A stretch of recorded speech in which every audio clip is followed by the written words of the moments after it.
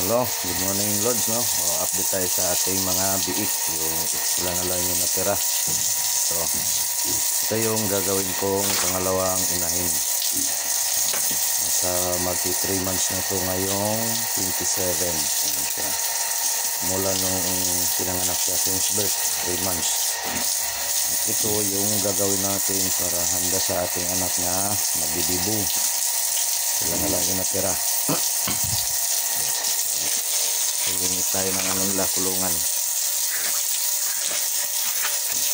Okay, para malinis.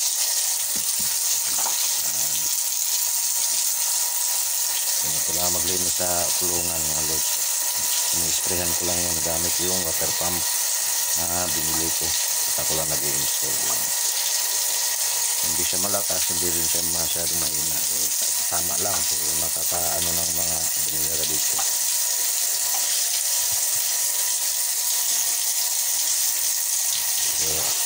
Ang mga kapatid nila mga lods ay nabinta natin yung 5 nabinta natin ng 56k. So medyo nakabawi-bawi tayo.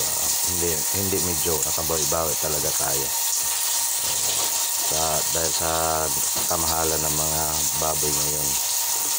Kaya sila na lang yung natira, yung dalawa. Kasi nga gagawin natin inahin yung isa para magiging dalawa na yung inahin natin.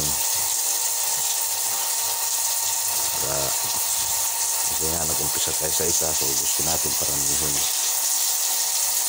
Lagi tayo naglilinis sa kulungan nila para iwas sa COVID.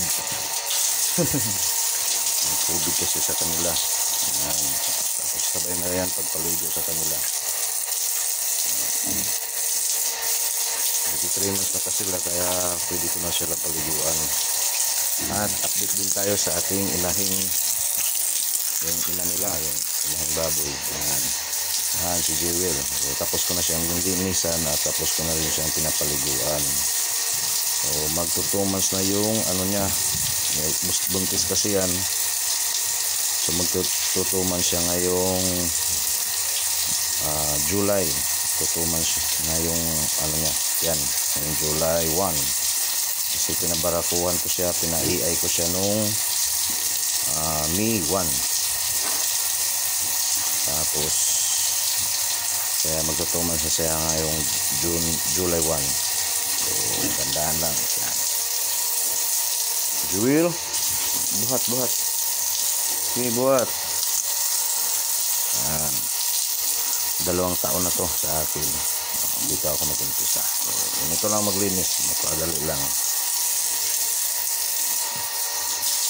Yan lang mga lods, no? Update lang tayo kasi matagal tayo hindi nakapag-post sa YouTube natin kasi nga nasira yung isang cellphone ko yung ginagamit ko. So ito lang muna yung ginagamit ko. So yan lang mga lods.